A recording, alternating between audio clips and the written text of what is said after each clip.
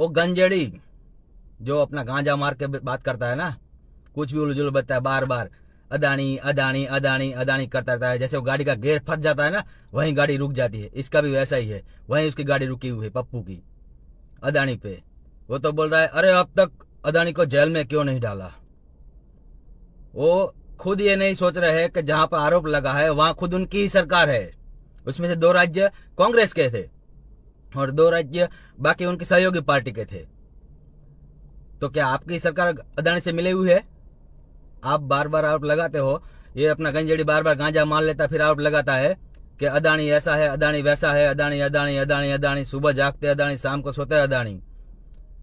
तो भाई अदानी इतना खराब है तो तुम उसके साथ बिजनेस ही क्यों कर रहे हो?